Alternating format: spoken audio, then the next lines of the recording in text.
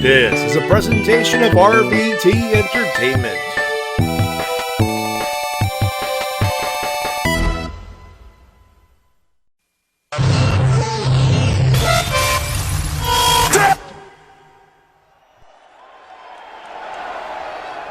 Hey, yo.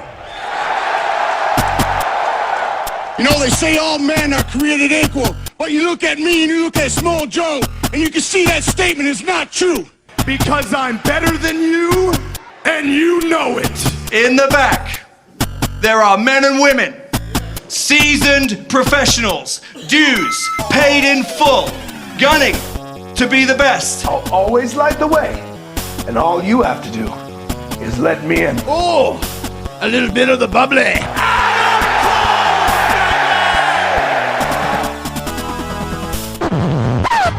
The cream of the crop. Nobody does it better.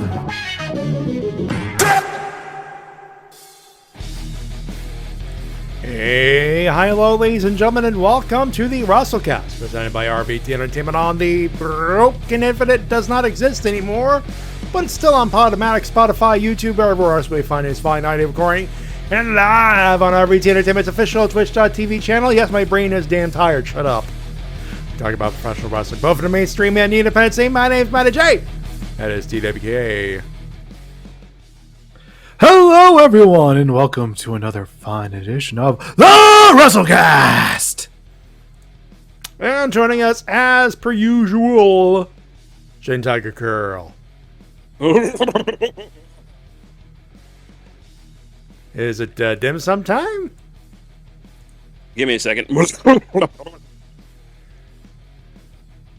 Are you having a stroke? Close. I'm still orgasming over from last Wednesday. Fair. Hopefully, you have not run out of condoms, because we're probably yeah. I ran out of condoms 5 minutes after the event, it was announced. Fair. Well, get your Hi, everybody. Get your protection of voice ready then, because it's going to be one of those episodes, I suppose. Yeah. Hi, everybody. Hi, kids. Yes. Hi, kids. This is Adult Swim only, kids. Lord. Now, obviously, we are discussing that event. That felt so good. Also, we're gonna have fun with this shit tonight. I can already tell. Dan Lambert's gonna be discussed. We got some AEW, obviously some AEW. All the dream matches. We're gonna we're fantasy booking the shit out of what's gonna happen in June. We got some news. We got WWE in the losers column once again, and all the good shit as one would provide with the Wrestle-Cast when your winners lose. And we got you people in the chat, and Guts, we have your email. Some good questions again this week, bud. We'll try to answer them. Excuse me. Carbonation. We got 90 minutes. We got plenty of time to get that done. Shall we begin with the stuff and things, dear gentlemen? Let's get the stuff and things. Let's get to the stuff and things. No, we're not starting with Adam Cole last couple of the week because everyone's going to talk about this. I want to bring something up that I wanted to bring up at Battle of the Belts, and it happened post-match. Obviously, this is the setup for. I couldn't find they always release the good clips or the Dan Lambert stuff on Friday when it's like I'm at work. I'm working. I can't really open everything up without crashing my computer. But there was another promo, and it happened on Saturday, as I mentioned, and it's my boy, Ethan Page. Take a listen. Of course, this is the time you want to put a camera in our face. After that, we win match after match after match after match after match, and there's no interviews. No. Let's go interview the Men of the Year and ATT after they bust Ethan Page's face up and take Sky's title. You want to say stupid ass like you don't give a about my kid? I can tell. You want to know how Ethan Page pays his bills? With this face. You want to know why Ethan Page is the best in the biz? Because of this face. I could say blood for blood, but I can make you bleed 1,000,000 times. I want to get you out of this goddamn company, and so do these people, Sammy! We're gonna get Sky's title back, and revenge, and everything that you think you've taken from us, we're gonna take it back. All of it! Every time. Every goddamn time! We gotta deal with this bullshit! We come here, we bust our ass. Nobody's on our level. I'll say it again. Nobody is on our goddamn level. Nobody! And we deal with this shit. No. I'm not finished. I'm not finished. Sammy, you want to come, you want to beat up our car? Beat up our car. You want to insult our family? Insult our family. You want to come into my house? You can burn the whole thing down, but you won't insult my intelligence with this type of shit. Sammy, if you thought you had it bad before, it's nothing compared to what's coming.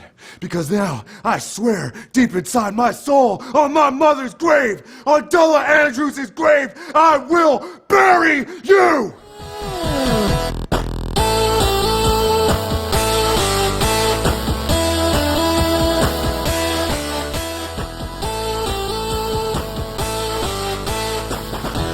Paige, tell us how you really feel.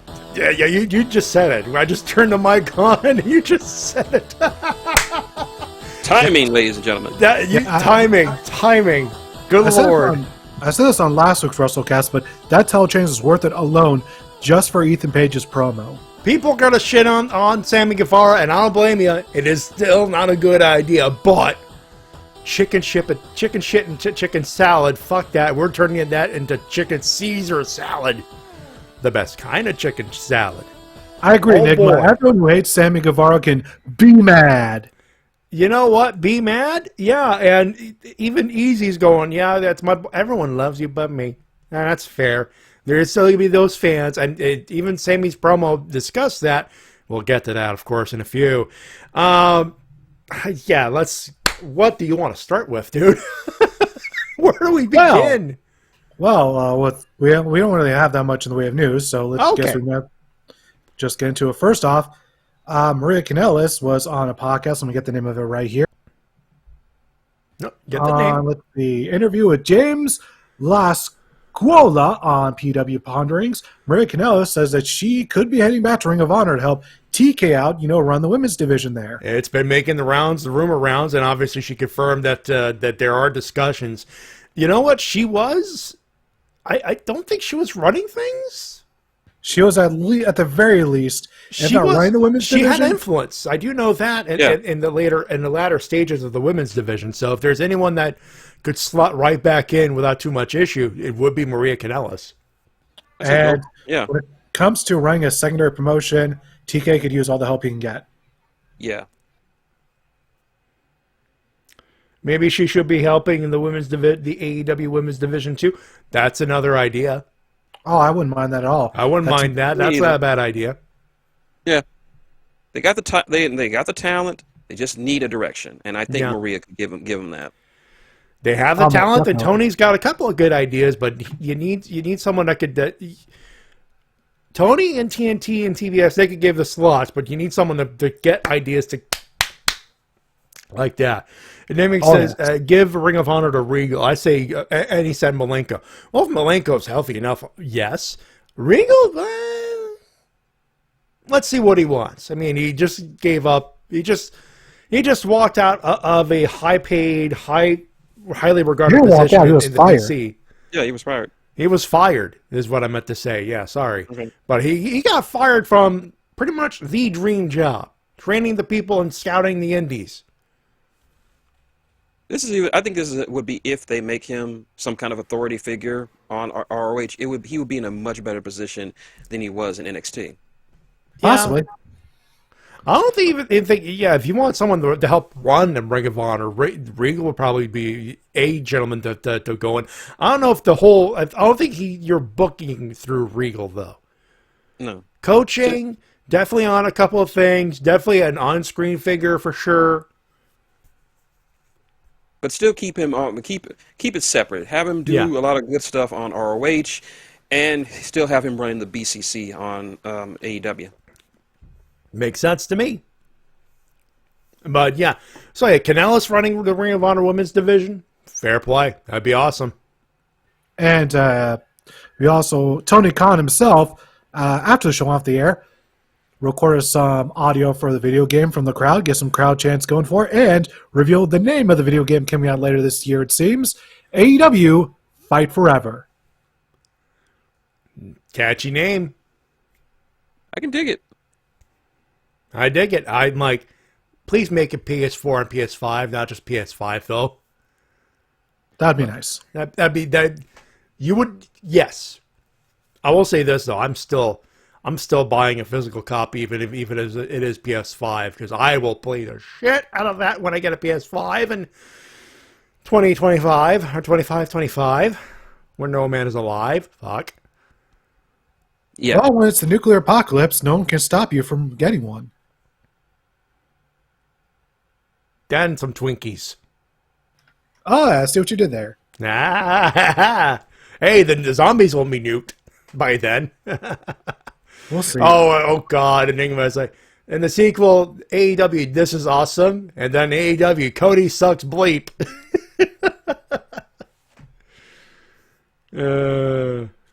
Cyber says he wants the AEW video game on Steam. Maybe. You know what?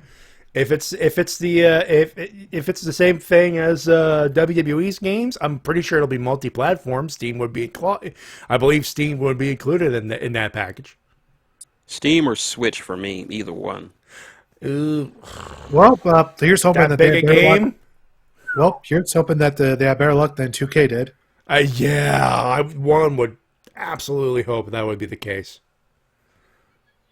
All right, getting over to AEW proper, we started things off with CM Punk defeating Dustin Rhodes in one hell of a technical classic, and you may notice if you've done your research or watched a few clips here and there that a lot of the spots CM Punk did to Dustin are the same that Bret Hart did to Goldust. Let me ask you this: you think Tony Khan wants Bret Hart? I don't think he wants Bret Hart.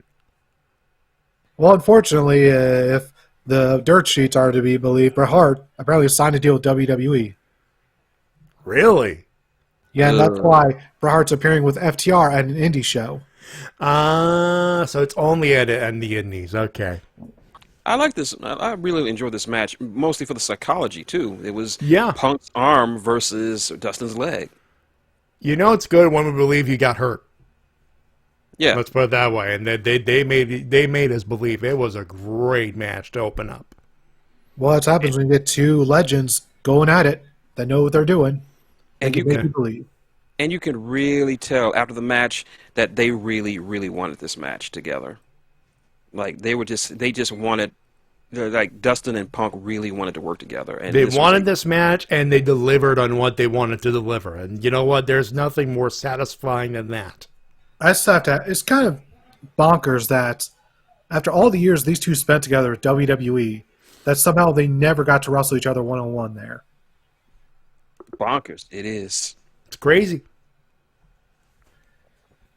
And afterwards, as Punk was making his way up the ramp, who came out to confront him but the champion, Hangman Adam Page. That is basically saying and not saying at the same time, double or nothing.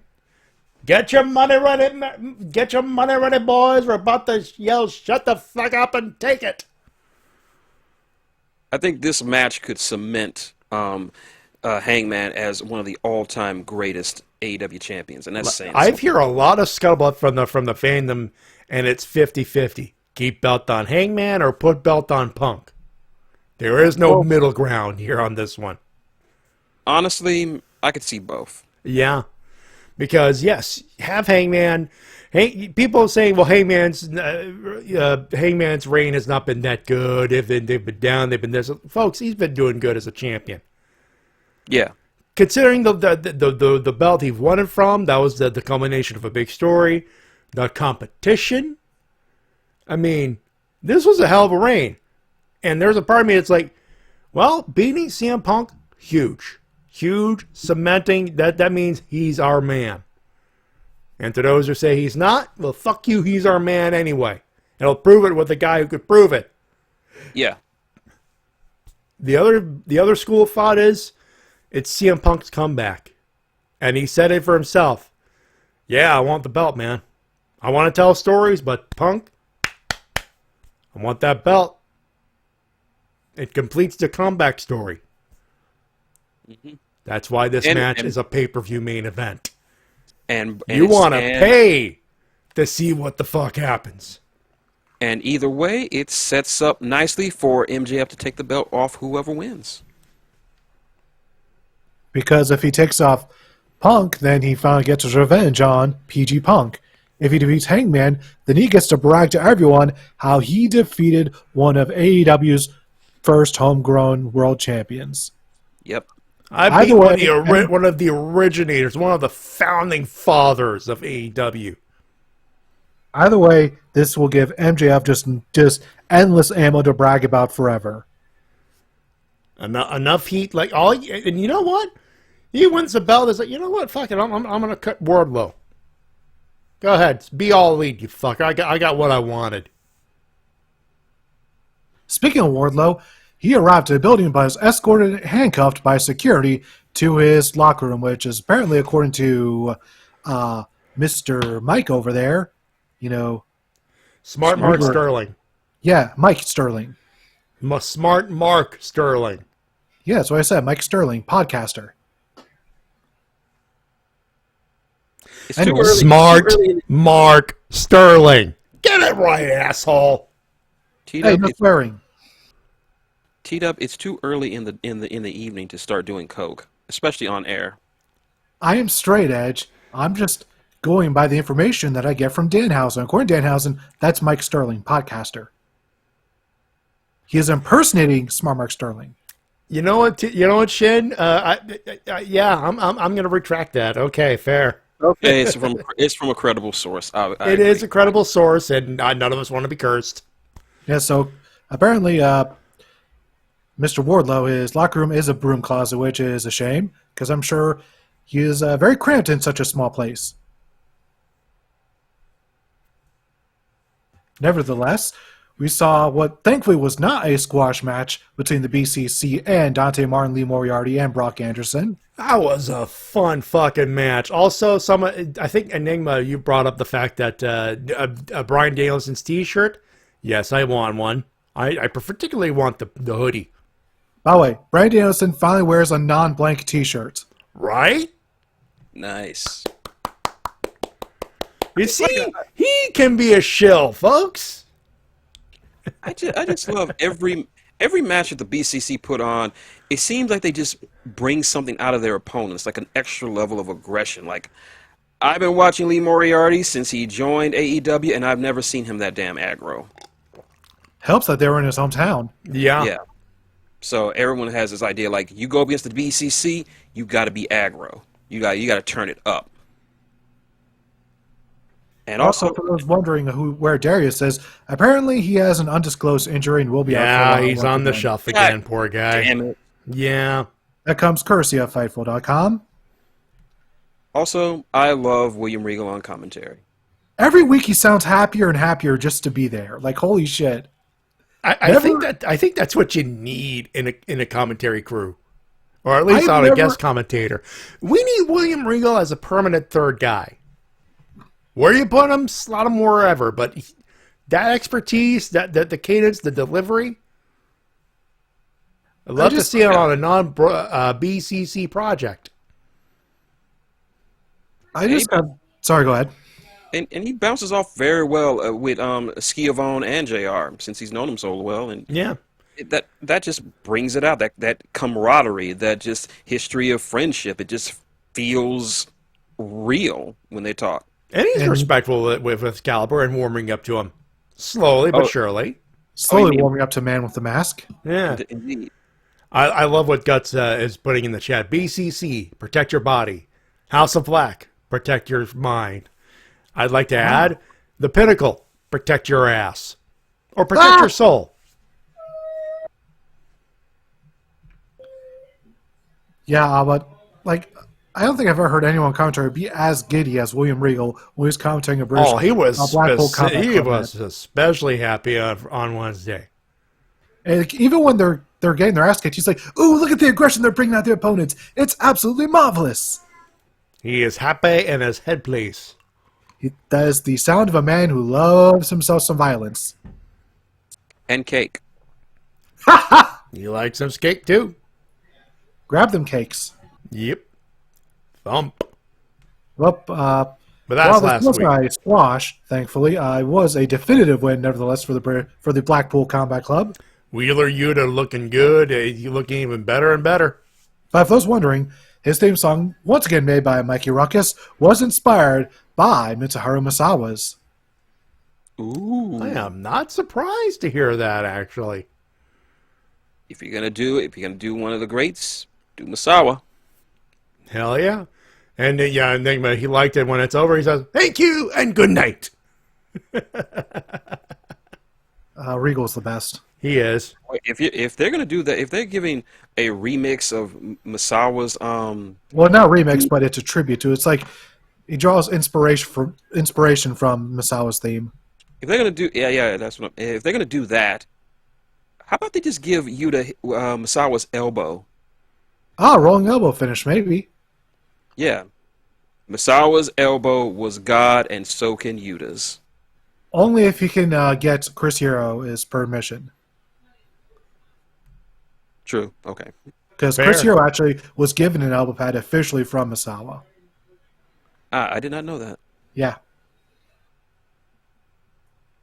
Moving on. Yep. Moving on. We got a backstage promo where Adam Cole got the Undisputed Elite all together on the same page. And then afterwards said that he's got an announcement to make of his own. But before we get to that, we got TK bring out New Japan Pro Wrestling President Takami Obari. But they're And the roof flies off. because they know what's coming. And But Adam before- Cole pops up, says, hey, I'm Adam Cole, baby. I'll announce it. And then he announces it. June 26th. United Center. New Japan AEW. Forbidden Door. Roof flies off again. And that's not all. He announces that tonight on Rampage, it'll be Adam Cole Bebe versus Tomohiro Ishii for Owen Cup Foundation qualifier. My body is ready. I can't after what we saw on Wednesday. I can't predict who's gonna win this match. By the way, I just hope we have full entrances because I want to hear Ishii's theme on AEW TV. the entrances start at 9:54 p.m. on YouTube. Aha! So they are opening with that. Yep. Good call. All right, so after that, Cole says, oh, by the way, I have a special guest to show up tonight. And who's that special guest but Switchblade Jay White? Jay White. Jay White, roof flies off again. Man, they got to get that thing stapled down. Yeah. Put some braces at the United Center. Just saying. And of course, Jay White cut a really good promo. And then we go to our next match. The Butcher versus Wardlow, who had a very 2003 Kane entrance. Very much so. Also, big meaty man slapping meat. How's that not a button? Yes. That I don't know why that's not a button. I have no fucking clue. We've been referencing that so many times past couple years. That should be a button by now. That should have been. I'm pretty sure it was a stinger when it first popped out. Because goddamn, it's Big E cracking the goddamn New Day in half and laughter. Yeah. Guys with huge chests. Slapping meat. Bumping chests. Bumping meat. Big meaty man slapping meat. You want your technical classics? You want your 5-star classics? Nah. Big meaty man slapping meat. And just Xavier was just On the floor. You call it what it is. He's not on the floor, but he may as well be on the floor laughing his ass off. still an all-time classic. But yeah, Butcher and Wardlow slapping each other's meats, including a powerbomb from the Butcher, but that wasn't enough to take down Wardlow. And then we got the classic Powerbomb Symphony. How many power bombs? One power bomb. Two power bomb. Three 3 power bomb. 4 power bombs. Although MJF didn't look too pleased. Although one thing to know here is that due to MJF having control over Wardlow's contract, Wardlow got none of his music that he would usually get for his entrance. So a very, very... Who was someone who had no music for a while? Colin Delaney. Yep. Who actually wrestled on an episode of Dynamite. That he did. Although it's amazing to see just how different he looks nowadays compared to when he was on ECW looking skinny as a twig. Oh, Guts, how could they serve this much pork over Passover? Ah!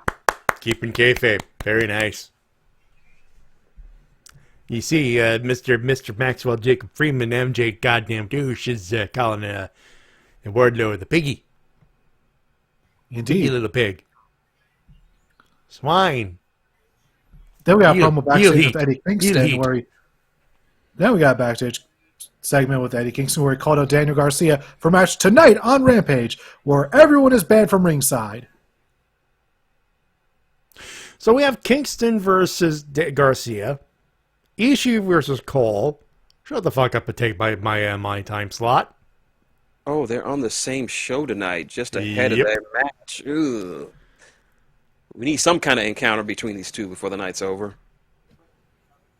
And Well, then, to be fair, the encounter will be on New Japan turf, so I don't think it's going to be on the main on the big card in June. But hey, No, I mean, they before their match coming yeah, up. I mean, we may need as some well kind though. May as some well. kind of encounter. Yeah. Like passing each other or just giving each other the stink eye.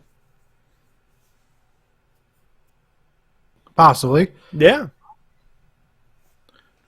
In our next match, we saw to me it was a bit of a surprise victory as Kyle O'Reilly defeated Jungle Boy. Jungle Boy's got the tag belts. I'm not complaining. Kyle is great as a singles guy, so he's gonna do some crazy shit in this tournament. Oh, he's going to do well. He is going to do well. Yeah, you don't usually see Kyle O'Reilly too much as a singles guy outside of that brief run in WWE. We don't like to talk about that. You don't like Cool Kyle? No, he wasn't cool. He wasn't cool. See, I think that's the big difference here between NXT Cool Kyle and AEW Cool Kyle. AEW Cool Kyle is actually cool. In NXT, Cool Kyle was actually fucking chilly. And chilly ain't never been cool. It should also be noted that during Kyle O'Reilly's run in ROH, he did win the ROH World Title for a brief run, and He had it for a few weeks. He just lost it a few weeks later on January 4 at Wrestle Kingdom back to Adam Cole. I thought he defeated Adam Cole at Wrestle Kingdom. He defeated it's Final Battle. Oh, okay. He won that Final Battle, and then the contract came up, and Kyle O'Reilly got a dump truck full of money out at the back of his house, branded WWE Fed. Triple H was running NXT at a time, and to be fair, paying that much money to show up and he's your boss and he's kicking ass. And Cool Kyle went, okay. And then very soon after, so did Adam Cole. Yeah. Kind of funny how life works out sometimes. Mm-hmm. And speaking of how life works out sometimes, MJF was backstage with Jake Roberts, giving him an envelope full of money to hire Lance Archer, but Archer didn't care about no money. He just wants to beat the shit out of Wardlow. Can we just have like one good Jake Roberts promo on AEW? Outside of his one against Cody. Because he was on a roll. He was on a roll. And he was rolling on that piece of paper to have the money. But you know that's one thing. Well, unfortunately, Jake Roberts is starting to get up there in age. Yeah. Yeah, he was sweating a bit hard in that promo. Starting to. Yeah. He was on a roll, though. He was on a roll. And I think that was something they settled on so that he wouldn't have to run so long, considering that he really can't do much without his oxygen tank these days. Yeah. It is a shame. But once again, between his age and all of the things he did during the 80s and 90s. And the drugs. Let's not forget the drugs. That's exactly what I was referring to. Yeah. Like And the guy was the definition of living a hard life. So, once again, much like Scott Hall, it's amazing that he's still alive today. Yeah. Yes, indeed. So, moving on to our next match. Got to see Anthony Henry on AEW Dynamite. Hooray! But he was the latest victim for Hook, who AEW, I've noticed, on their website spells with all caps. Yeah, they've always done that. Yeah, all caps. It's the same thing. Walter, Kushida. No, not Kushida. Kenta. Thank you. There's another word. There's another one in New Japan. I know there's another one. Evil. Ishii. Kenta. No, Kenta? Taichi. Yeah. That's the one, yeah. Kenta is also spelled all caps. Chugs. Yeah. Bugs is all lowercase. No, it's all caps. No, it's all lowercase. It's all caps. He said it so himself. I'm going to spell with all lowercase until he stops chugging it up. Fair. If he stops chugging it up, then I'll put it in all caps. You know what, Shin? That's fair.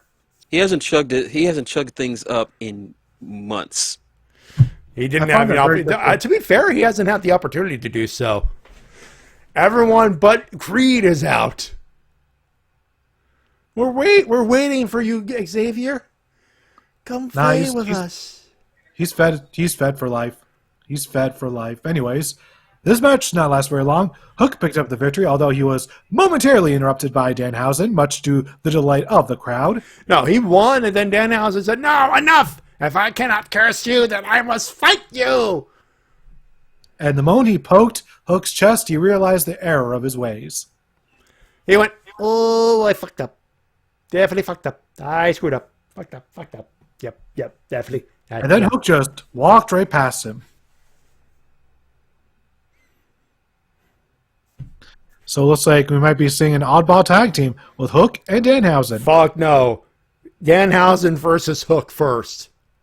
Then you do the tag team. Danhausen wins by technical submission. How? He makes him pass out. I'm not even going to try. Nevertheless, we want another backstage segment. First with Kaz, he was backstage, and then Scorpio Sky came up to talk to him and say, "Hey, I understand you want TNT title shot, but just do me this favor once, please. Let me have this shot before you." To which Kazarian said, "Okay." Yeah, he went, "Look, I know I'm not supposed to." Excuse me, Scarbonation. I know I'm not supposed to, but if you give me this and I win it, you're first in line. Then Kaz went, "Okay." So nice babyface turn backstage from Scorpio Sky. So, big question. Do you think that Scorpio can do it? It's a ladder match. It'll be a tough sell. Oh, yeah? Wow, timing. Walked right into it.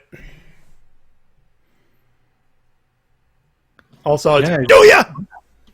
Yeah, No, with all your... to be fair, Easy does it better than both of us. Does a great do ya. Yeah, the way you do it, makes me want to snicker. Yeah. Wait, oh, God damn it. Look behind you, dude. There's a young buck.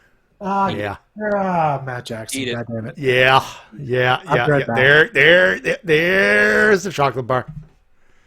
Hey, it's a Snickers. Yeah, could be worse. No. All right. Moving on, we got Sarah and Ty in the ring. Yep. There we go. They were in the ring, and they seemingly turned heel. Yeah, either that or the crowd went, "You know what? We're going to boo you because fuck you. That's why." They got all the symptoms of a heel group. They got all the symptoms of a heel pair. You got Tay dressing like a hooker. You got Sammy wearing an obnoxiously large fur coat. And they're kissing each other like they're trying to suck each other's faces off. They're heels. Yeah.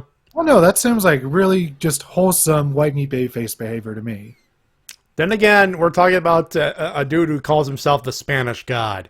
You get the feeling Sammy Guevara is more natural as a heel. So he was smart in his promos. Say, for those who love us, we love you. For the rest of you, be mad. Fair promo. So they were interrupted by Man of the Year and Dan Lambert. And Dan Lambert cuts a promo, and I swear to God, oh my God, have we turned Dan Lambert babyface? I'm not sure how to feel about that one because he cut his promo. He cut a normal Dan Lambert promo. Roof flies off. Yeah, because Ethan Page and Scorp as faces, yeah, that's cool. But Dan Lambert, you know what? If there's anyone that could do a hot fire anti-hero promo without changing the goddamn thing about the promo style, Dan Lambert's a pro at it.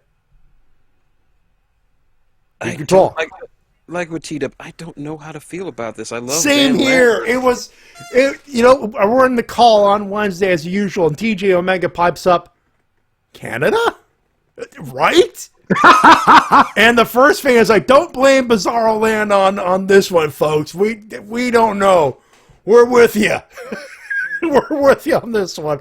We're cheering Dan Lambert, and it does not feel nice, but God damn it, we must boo the Sammy.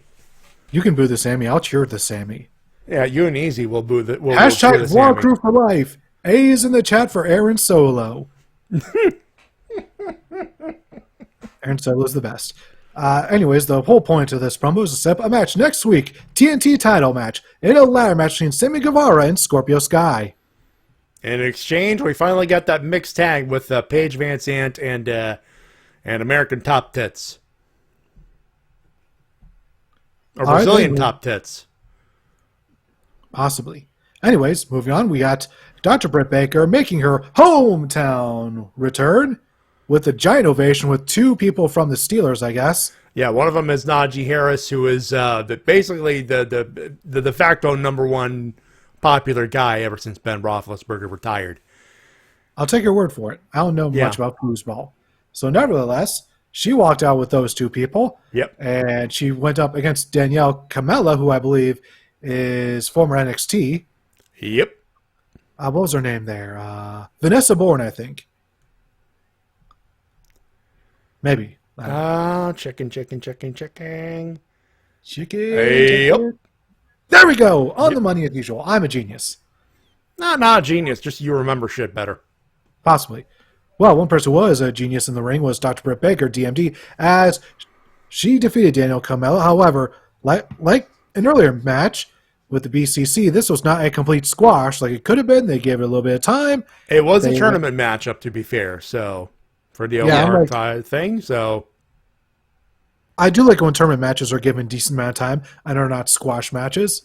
Yeah, and she cut a promo as per usual. She does her thing, and it was a perfectly fine promo.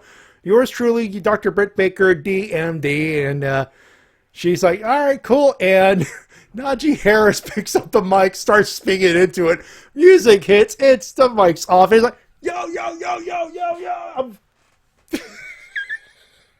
I don't know if it's a bodge, but someone should have told him, dude, you're not talking. Yeah. Way to go into your business for yourself, dude. Oh, he totally tried to.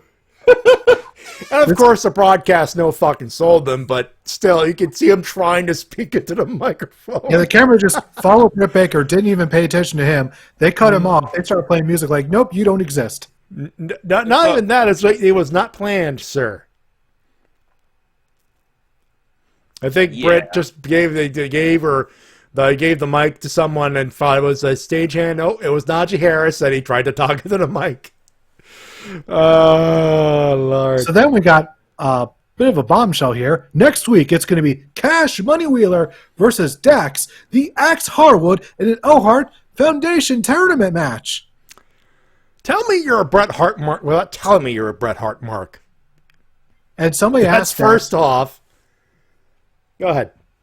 So someone on Twitter asked, hey, are you guys going to be watching the Bret versus Owen matches this week? To which he says, we watch Bret Owen matches every week. Yep. So, God damn it. No, they're not going to split them up. I don't think that's the intention. It's literally, hey, we want to wrestle on the Owen the show, on the Owen tourney. And Khan went one-on-one. Oh. Sure, let's go for it. Yeah, I'm getting a lot of DIY vibes from this one. Right? Yeah, so this could steal the show. I think it might very well steal the show. One match that did not steal this show, unfortunately, as much as everyone wanted it to, myself included. Darby Allin defeated Andrade El Idolo in a very, very okay coffin match. It was an okay match. It had one of our favorite spots. Sting in a Sting match. Sting in a Sting mask, revealing himself as Sting. Yep, he first did in WCW, then he did in TNA, and then WWE for some reason didn't let him do it because they're idiots. And now we got to do it here. He did it twice in AEW now.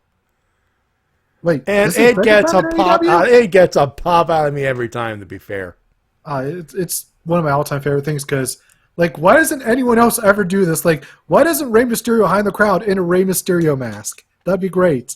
That'd be one of those things. I'm like, you know what? Like, I love a spot where it's like, it's like they're fighting, and the heel looks at this guy doing a Sting match, looking very much like Sting. Is like, rips it off, and Sting is like, come on, dude, come on, really?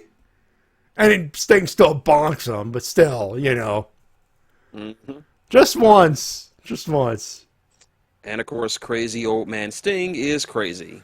Yeah, Jesus, he did. Once again, he did a crossbody from the balcony. He just can't help himself. He's like Kid in a candy store when he sees the balcony. He's like, I must. Your in-ring career ended on a buckle bomb that fucked up your neck. Whee! Like, well, you know what they say, like father, like son. Yeah.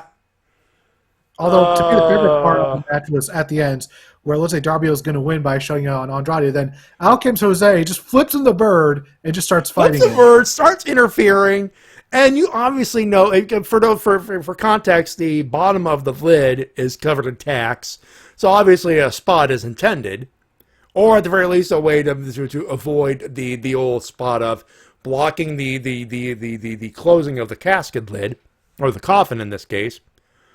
And it's open, it's ripped open to set up a spot. Jose comes in, and there's a part of me that understands, oh, he's going to take the tack bump. He's going to take the tack bump. Yep.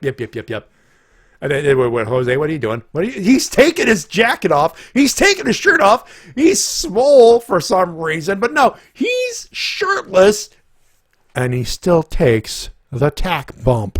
Those don't know, Jose is a trained pro wrestler. And he is. In fairness, he is. But there's a part of me that's like, you know you're going to take that bump. It's going to suck. Why would you remove your clothes? Because he's a manly man.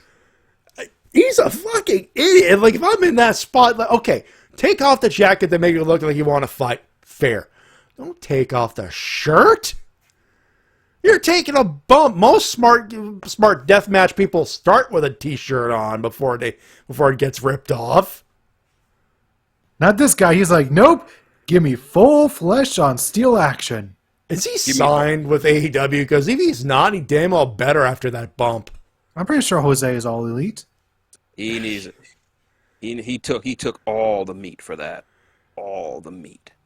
And it was showing off there with Darby Allin winning the match, and Excalibur having to read about 20 different matches at the speed of a southern. Yeah, he read it at the beginning during Darby Allin's entrance, and we were all thinking, "Oh my God, it's the Micro Machines man."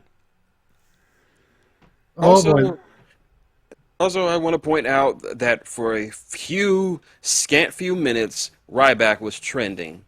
Why? Because I don't know because I couldn't read it because, surprise, surprise, he has me blocked. But apparently Ryback was in Pittsburgh. And he he took a selfie of himself holding up a skateboard, which led people to believe Oh, that he you was debuting. fucking Mark. Yeah. Hold on. He has not blocked me on Twitter yet. Give it time, I'm sure. No, let's see. A bunch of gifs, a bunch of him being stupid, a bunch of thing. Bunch of this, bunch of that. Twitter browsing with Matty J, live Friday nights at 9 p.m. He is a big fat muscle bound Mark. And a lot of folks were like, "Oh, that cameraman is covered in black head to toe, and he looks kind of swole. Ryback is all elite." And I'm like, really, really? As I've said before, Tony Khan has no feasible reason to sign that big dumbass. The only promotion I could see signing him is Control Your Narrative. Which he would be a fit for that, to be honest. And I'm not saying this as a joke. Of like he has that kind of attitude that EC3 is looking. I have found that I am not sharing it on this or anything else, but it is there with this. You fucking. Could someone tell Ryback we don't fucking care? You're turning it. You don't want to say it. He's turning into Virgil. No, Virgil's too cool. Don't put Virgil in any sort of Soul category. Man Jones is a legend. Look. Soul Train Jones is a legend. Pre-Soul Man Jones Virgil, before he became a viral sensation. Like the sad motherfucker at the one booth at the con that he paid his own damn money with everything. Virgil Wrestling Superstar replaced Virgil with Ryback. That's fucking Ryback. The sad motherfucker. Not the cool motherfucker. The sad motherfucker, Virgil. But here's the thing. At least Virgil still has fans. At least Virgil still has some respect in professional wrestling. He's trying to get rid of it, but hey ho, you know. By the way, happy 10-year anniversary to the last time Ryback was relevant. His 2012 run in WWE, where they gave him an undefeated streak until he lost to CM Punk, and then it all fell apart. And it's gone. And Virgil never did a mukbang. I never did a mukbang, and people was like, "Well, you shouldn't." I was like, "Well, what if I did? Pay me $500 right now. I'll order. I'll Uber Eats me a freaking Big Mac. I'll do it. Give me an 8-piece, some fries, whatever." I can't do much. Mostly out of health concerns. I just can't eat that much junk food anymore. Fair. Understandable. And in our actual final bit of news, I almost forgot about this. His contract is up. He can go wherever he wants, whenever he wants. That's what I'm talking about. The one, the only, the time splitter, Kushida. He's escaped. His option came up. The contract came up. They said, "You want to come? You want to stay?" I said, "No." Y'all never did shit with me other than take a worthless belt. Didn't want to do shit with me. Bye, Felicia. It's ironic. He left New Japan to escape the junior heavyweight division, but upon arriving in WWE, he was stuck in the cruiserweight division. And the crazy part is, a year earlier, he would have been a top NXT guy by now. Yeah. Either That's North how American, crazy the timing is. He'd definitely be North American Because champion. he had the right idea. They had, it did not click. And it wasn't an injury thing. It's just, I don't know what it is that kept it from not using him. Money gimmick, popular with everybody at Full Sail, which makes him relatable to the people in the audience. Because, oh, he must be a big deal. Let's see what's going on. Nope. And JC, apparently the NXT 2.0 stuff was a deciding factor, so it seems like he was fine with his prior run. You know what? He is a WWE champion. He's in the record books. I knew something was off when they took away his jeans. Yeah. Well, he's got to get his jeans back. Well, what was he wrestling in then if he wasn't wearing jeans? He was wearing traditional wrestling trunks. Oh, in the colors of the hoverboard. So they kept that part in. And then they basically gutted the division he was champion of. Yep, they destroyed the Cruiserweight division, scrapped that in, teamed him up with Ikemen Jiro to form Jacket Time. Which was fine, and then nothing happened. So, you know what? He's got a little bit of money. He's wrestled in the States. Go back to New Japan, rebuild the new junior division, or hell, go for the never open weight title. Or even better, move him up to the heavyweight division. They need heavyweight baby faces there. And he gets slotted in right there. They can only do Okada versus Naito so many times. I mean, it's fun, but, you know, Bodies break down eventually.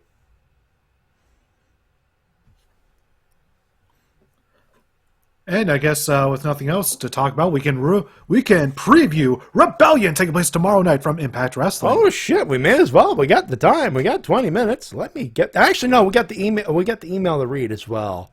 All right, from Mr. Masterson. Actually, do you have the card on you? Yep. We could do that. We could do the emails after that. We could do it real quick. All right. Yeah, let's run through it. Tomorrow night, Rebellion, available on pay-per-view. Yep. We start with a pre-show match. Trey Miguel defending the X Division title against Ace Austin and Mike Bailey. Put belt on Speedball. Give it to Johnny Young Bosch. God damn it. Give it to Vax the Stampede. All right, for those wondering, my boy, Speedball Mike Bailey, has a passing resemblance to former Power Ranger Adam from Mighty Morphin Power Rangers, Power Ranger Zeo. And he looks like him. So, yeah. It's a good reference, and anyone else from anywhere in the country, I'd be joining in on the MST3K-esque gag. But it's Speedball. It's 8-Ball. It's Speedball Mike Bailey. No, you're right. It's 8-Ball. He likes to do coke. You are here first, people. We call them 8-Ball. It's an old C4 gag. Oh, Inside God, joke. We're stopping in there. It's Johnny Young Bosch. It's that. Yeah. We're not. He's a clean motherfucker. Both in and out, of course. No, Speedball. It's Speedball. I just fucked up the straight man bit, but whatever. Moving on, we have the Influence, that being Madison Rain and Neil Dashwood, defending the Impact Knockouts Tag Team titles against Cassie Lee and Justin McKay, the Inspiration. And then getting on to the main show, we start off with an 8-team elimination challenge match as Violent by Design defend their Impact Tag Team titles against 7 other teams. It should be a cool one, especially when we saw the puppy get his own win. Yeah, Cody Deaner got a win on Impact this week. Yeah, usually he's either the fall guy or he's usually the one who just does not get the pin. He's not the guy who picks up pinfalls. He's either ringside or eating the pin. So the fact that he got the pin in that match, progress. We're also going to see a triple threat match between Chris Sabin, Jay White, and Steve Macklin. So yeah, Jay White's everywhere. Yeah. We're also going to see the AAA Reina de Reinas Championship as on the line as Deonna Purrazzo defends against the returning Taya Valkyrie. And Taya chose the AAA title, folks. Yep, the Champ Challenge. Yep. Should be fun. Should be a fun match. In our second women's style match, the Impact Knockouts Championship, Tasha Steelz defends against Rosemary. Put belt on Rosemary. Take it off that white girl, put it on Rosemary. God damn it. It never ends. All because of a shit catering job literally a year ago. Over a year ago at this juncture. Yeah. Black people have a long memory when it comes to shit catering. Come on. Nevertheless, we're going to have ourselves a house fight as Jonah goes one-on-one with Tomohiro Ishii. Yes. Jonah's biggest test to date. By the way, Jonah's wrestling Jeff Cobb for Warrior Wrestling. Whoever's there, I am fucking jealous of you. That's a big old meaty match right there. Big meaty men slapping meat, motherfuckers. That's Outback Steakhouse levels of meat right there. Hell yeah, brother. Oh, man, that's going to be good stuff. Just as this match will be, as Eddie Edwards goes up against the human Jonathan Gresham. Shin, don't say a word. Don't say a fucking word. For the, I believe the Ring of Honor title is not at stake. It is not. It is not. The fuck? Well, that was Jonathan Gresham's promo concerning his match against Eddie. God damn it! Allegedly, Octopus. He was allegedly. He was speaking in the tongue of his people. Allegedly. I never said what his tongue was. You guys just assume because you know it's true. Allegedly. Jonathan Gresham is as much an octopus as Matty J is a Texan. You hear I that, like Matty? that. You're a Texan now. God damn it. No,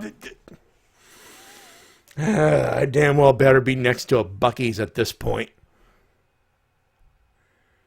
If Well- we're going to go full gimmick, let's go full fucking gimmick.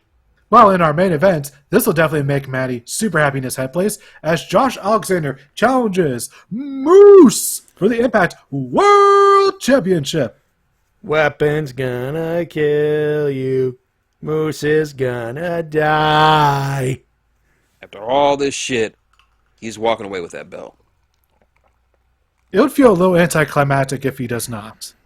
Because if not Josh Alexander, then who? It never should have left his shoulder, his waist, since Bound for Glory. That was a fuck up. Lies and slander! It was a fuck up. It was a fuck up. Your mustache is a fuck up. I don't even have a mustache. Exactly, that's my point. Your mustache is crooked. Nah, it's good. It's good. Trust me, it's good. No, that's not that's a terrible mustache. You should shave it. No! It's not a real mustache. You should shave it. Yeah. I'm tugging on it right now. It's a terrible mustache. No one likes it. And Slick Rick says, throws used fabric scraps at Shin. Oh, God. And anyway, your Canada bias is showing Matty. Yeah? And?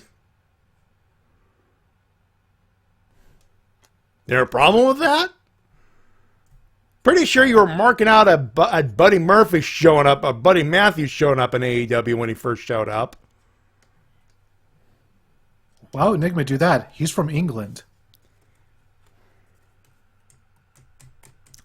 Moving on before we have the entirety of Australia at T-Dub. I'm just saying, Enigma's from England last I checked. Do you want the boot? Das Boot! This is clearly a Simpsons reference that did not go. That obviously went over T-Dub's head. Yeah, I was thinking of Beer Fest. Yeah. You want the boot? Oh, I think about too late. Dub.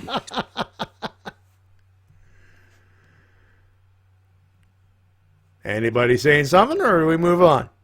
We're moving on. That's all we got. Get to the All email. right. Ready? All right. So Gus, go ahead. Sorry, Shin, go ahead. I got nothing. Go ahead. All right, cool. All right. So Guts sent us a lovely email. He was worried that we misworded, that we misinterpreted the email. It was like, well, I'm sorry if I offended. He didn't offend anybody, by the way. Just saying. Questions are good. Just take them as is. Last week we brought up how Nyla Rose is a figurative gatekeeper for the peak of the women's division.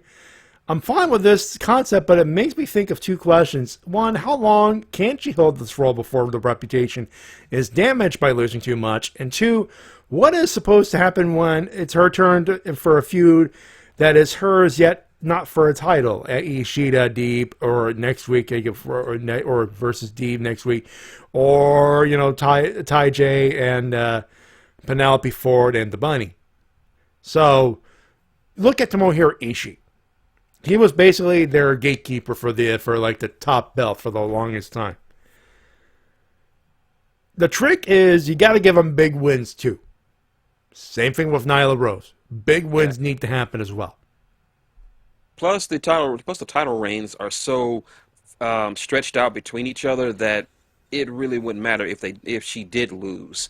She'll just build herself up in between title runs. Yeah, Which those Dark Elevation and Rampage matches do wonders for that. Yeah, although I would like to see her maybe get around with the TBS title down the line. That would be something. That would be something to do for her as well, because Ishii, while it was never the heavyweight champion, he's got multiple runs with either the IC or never openweight titles. So, and of course, tag title runs. Lots of tag title runs. and some of his best singles matches were for mid card belts, like the never openweight title, the Ring of Honor TV title. Yeah, the guy was so good that he made those matches fucking main event matches. So, And yep, Now the Rose could do that for the women's division. Same thing. Same exact thing. Obviously, the technical level is different. It's potato, tomato, or apples, oranges. But it is doable. Yeah. It's got to be very careful. And Nyla's got to win, too. And she has won before that match against Thunder Rosa. So it's careful build-up. I'm making you choose, he says. What is bringing you more of the hype? Cole versus Ishii or Kingston versus Ishii at Windy City Riot? At the given moment, I would say Cole versus Ishii because it's happening in about 30 minutes. But Kingston versus Ishii is going to be banging too. It will. That it will. Yeah, I'd say it is. We can't, if we have to choose, obviously the closest match has the most hype. But at equal value, it's still 50-50.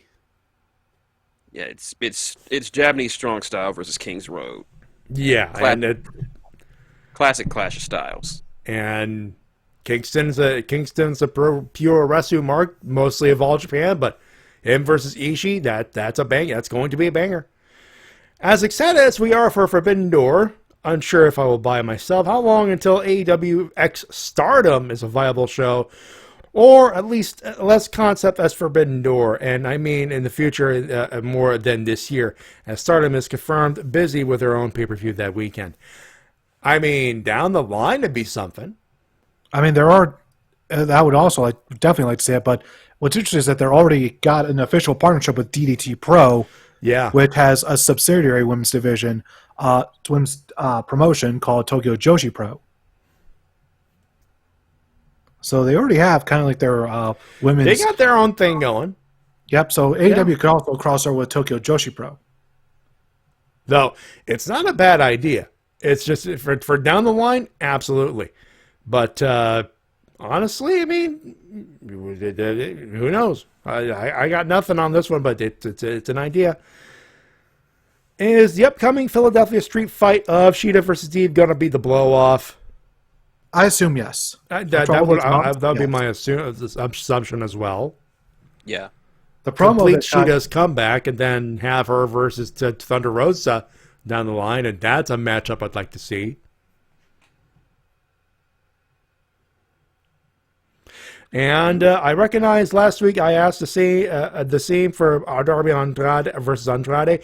Well, AEW is the Fed when it comes to feud. What ratio would you guess AEW's handling feud length well versus too long, women included? There are that's like it seems short, but it's the level of storytelling. Yeah. The level of quality storytelling. WWE can't hold a story longer than 3 weeks, or the typical pay-per-view length, or it goes too long. And they if they got a chance to milk it to make house show money, they will. Here, at least they go ahead. No, you were gonna say something. At least with AEW, they stretch the matches out. Yeah, in between each other, like going weeks or months between matches. While as WWE, they would just run a match feud into the ground with we just got Bucks versus FTR2. That was 11 months, almost a year between. So 18 months. 18 months. So yeah, a year and a half. That's a lot of time to wait for a rematch, and it was well worth it. I'd say so. And is that it? Yeah, that is it. Thank you, Guts. Much appreciated. And with that, I guess that's everything. How about we do some winners and losers, boys? Okay. D-Cell first, as per usual.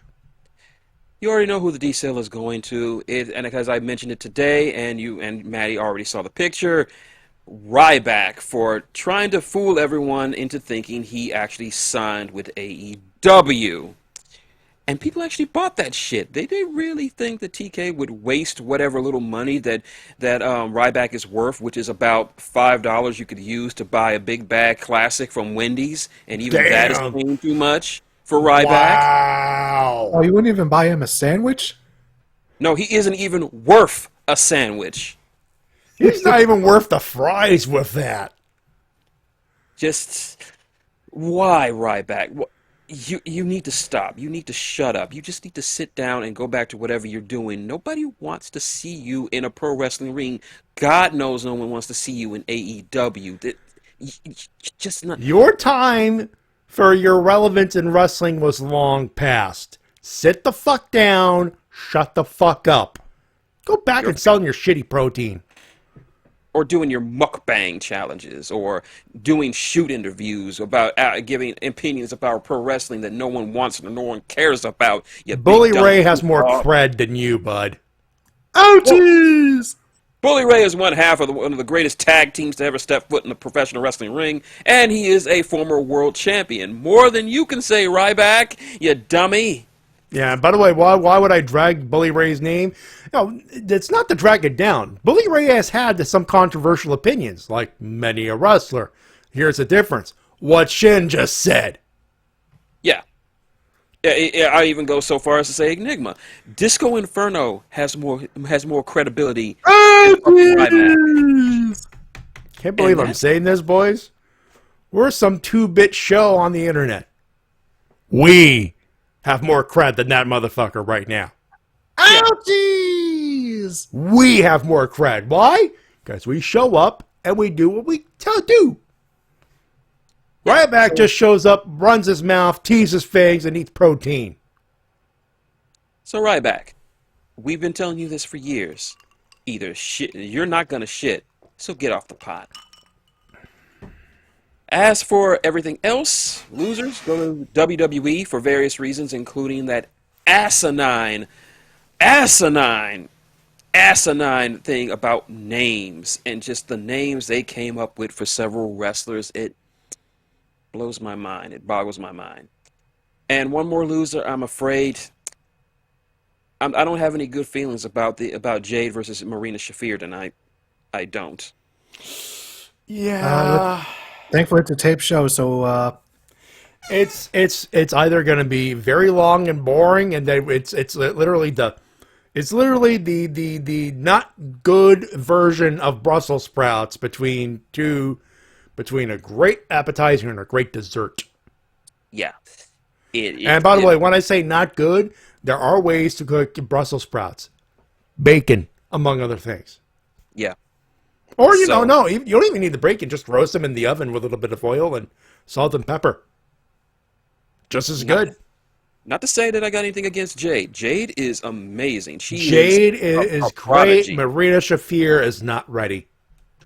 If you're going to have a... Let's be blunt. She's not ready. If you're going to get a good match out of Marina Shafir, you need a ring general. And unfortunately, Jade's not there yet. So there's only so much. You need either a ring general or a producer that tells you this is what you're doing. Do not go off script. Yeah. So I don't want to call it a loser because we haven't seen it yet. But I'm not having high hopes for this match. Let's give it a loser on hype. Yeah. And it's not even Jade Cargill's fault. Jade is doing the thing. She's doing what she needs to do. It's literally falling on Marina Shafir in that one match last week, and that was a bummer. That was a bummer. Oh, I've salted and grilled Brussels sprouts. Yeah, over the barbecue, great, but in the oven, like where it's like super caramelized and all that stuff. Dude, you don't even notice you eat Brussels sprouts. That or hot sauce. Those are my losers. Ancho and Marita or the hot one's barbacoa. Tried that for supper with supper tonight. Hype is real. He's good. Tita. I have my losers this week. WWE for wasting Finn Balor and Kushida, for one. Yeah, Kushida for sure, but wait, Finn Balor's gone? No, he's still there, but they're wasting him. Fair. And I got one for New Japan. Because they had the Windy City Riot show recently, and their feed was apparently so bad they had to give their feed so bad they had to reset, they had to refund. Yeah. Just let you know, Game Changer Wrestling had no problems with any of their feeds during WrestleMania weekend. And they had literal dozens of hours where that could have fucked up. Yeah, I was following our buddy Gibby at Raw's Gibby, Zach McGibbon from This Is Wrestling, and he was complaining about that. Yeah, it's really a shame. Like, they really need to get, like, the one thing New Japan needs to get going is that they need a better production team. What is going on? No, they need a better North American production team, because in Japan, you don't have those fucking problems. No, we do not. Yeah, they need to do it better. Maybe they can borrow some people from AEW, please. That could help. Just something. Anyways, those are my losers. For me, my losers, WWE, they fucked up Kushida, and the name thing fucking sucks. And Adam Scherr, he keeps running his mouth thinking he's the shit. But in reality, he's the shits. Thank you. There's a video floating around on the internet by a person by the name of the Solid Monster. Oh, I like that guy. Yeah, he was talking about it. And Cool. Yeah, we like Solid. Solid Monster is great. His opinion could do miles better than what I could say at Adam Scherr. Other than just put him in the loser and saying, you should not drink and tweet. That's something that's had to be said multiple times over the years. Do not drink in internet. It does not usually end well. Do not ego in internet either. Yeah, that too. That's not exactly great. or just get the GCW video crew. They'll accept weed as payment. No. They'll accept food. They do get the munchies. That is very Don't true. pay them in weed. Pay them in unlimited food.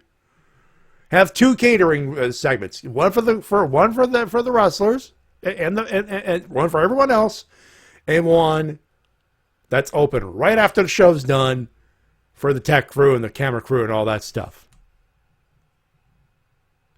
And the wrestlers can go in and nibble if they need to, but it is not open until the production is done. They will get the munchies. And yeah, no, not just in peanuts, like a full catering buffet. Like, take them to Golden Corral. No, I wouldn't. Golden Corral. Nah, fair. Mandarin, if you're that's not in Chicago. Shit. You know what? Let's go fancy. Fogo de Chao. Fair. Especially if there's allergy. Fair guts. Fair. All right, let's do it. Yeah, the joke's done. Adam Scherr sucks. Period. We're going to go to losers. Go to losers. Fuck it. You mean winners? I said winners. Okay. Winners. We'll do it live. Doing it live. Winners, easy. AEW. For all the things this week, for that promo from Scorpio Sky and our boy Ethan Page, that opening match between Punk and Dustin Runnels, Wardlow still being awesome, Sting being a crazy old man, Ishii for having one hell of a busy weekend tonight and tomorrow, and of course the Forbidden Door in 2 months. This is going to be bigger than WrestleMania. Probably bigger than WrestleMania ever has been. I don't think they could ever compete to that. It's just I'm going to be on a cruise during one of those build-up days. Not two of them, because it's going to be Dynamite and No, Rampage. Enigma. Muda's not in New Japan. No, we wish, though. We wish. Yep. Pac versus Ospreay, yes. But, House of Torture? Oh, God. Kenta versus Punk? Punk versus Okada House of seems to be Black where they're versus going. House of Torture. It has to be House of Black. Or Evil versus Evil Uno. There's your money right there. Book it. Anyway, winners for you, T-Dub. For me, the winners, it's easy. Pro wrestling. Because whether you're a fan of AEW, Impact, or the wider world of Japan or Mexico or wherever, the independent scene, you're watching some good wrestling this year. And you're going to continue to do so. So pro wrestling is my winner this week because it continues to get amazing. Well, winner for me, simple. Kushida. He escaped. Easy. And you don't have to wait 30 days either. He's going back to Japan. He's going to chill. Do some 5-star match shit. The usual. And, of course, all Elite Wrestling and New Japan Pro Wrestling. The big Super Show announcement. Oh, fuck yes. Cassidy versus Naito. Do it. Do it. Do it.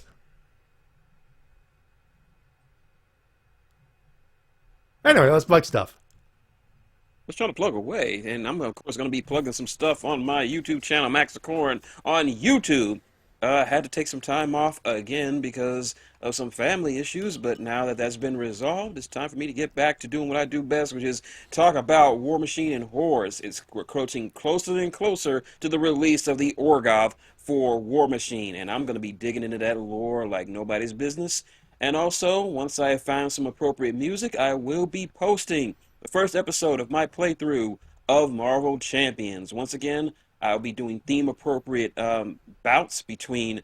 The first match will be between Spider-Man and one of his most stalwart nemesises, the Rhino. How will I do? Will Spider-Man save the day, or will he get his shit pushed in by the Russian Rhino?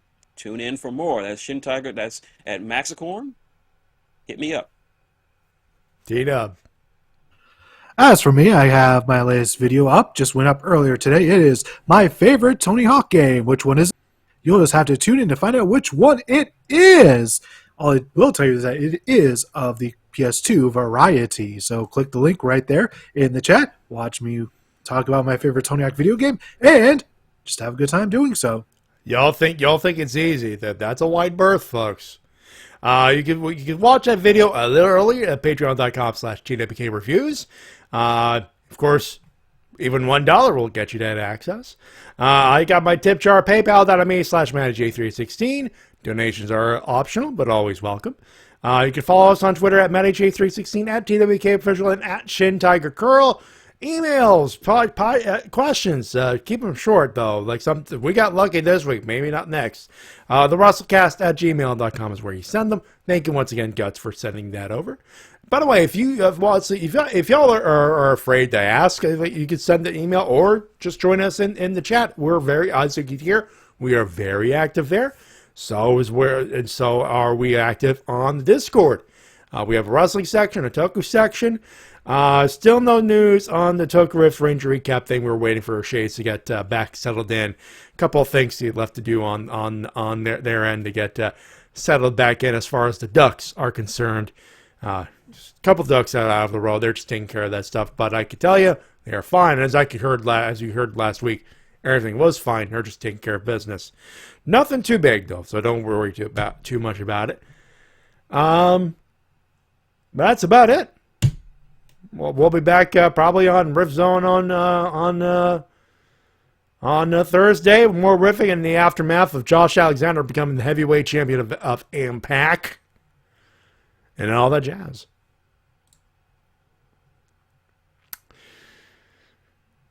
We got a few minutes. We got a thing going with dream matches for New Japan.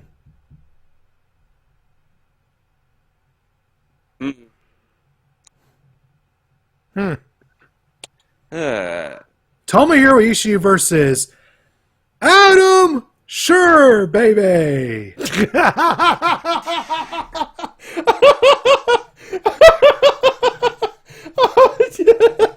Oh, like that's gonna fucking happen now. Oh. How about this? The battle of the two sexiest men in New Japan and AEW. Taichi versus John Silver. Ooh. Yeah. Ishii versus Joe. Please. Miro, I don't know. Miro might be on the men back. I don't know. Ishii versus Miro. Yeah. Let's see. Hobbs versus Jeff Cobb. Yes, please. Jeez, I didn't even know that could be a possibility. Oh, fuck yeah. Oh, fuck yeah. The Great Okan versus...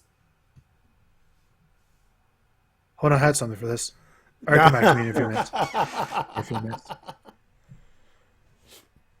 Or how about this?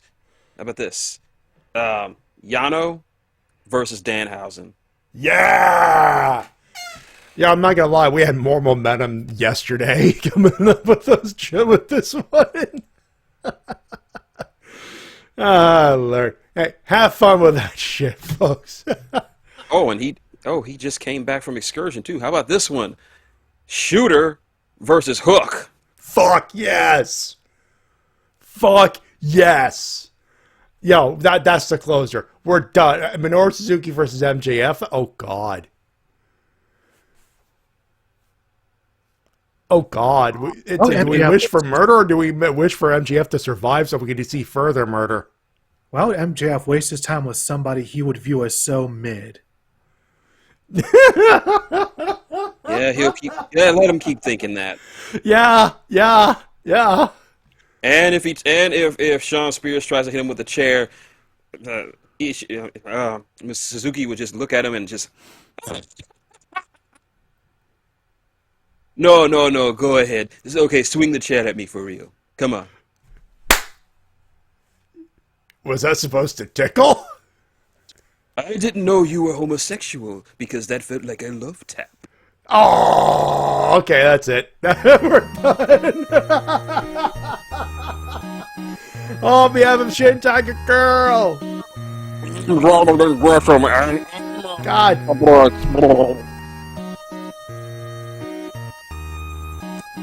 He's a human ass being.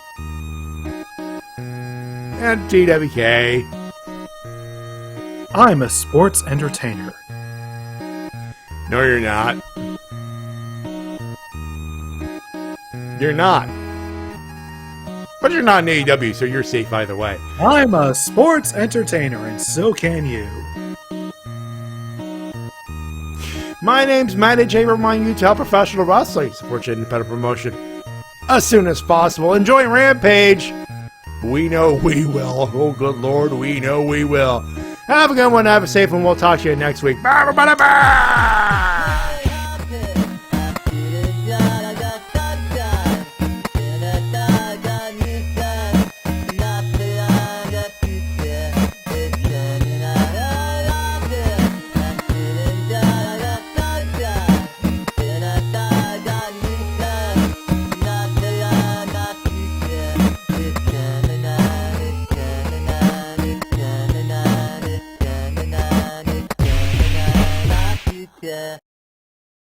On June 26th, the United Center in Chicago, Illinois, AEW and New Japan Pro Wrestling present Forbidden Door.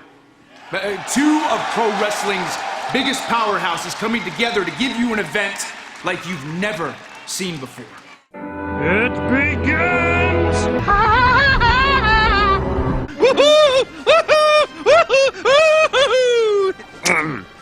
I grudgingly accept.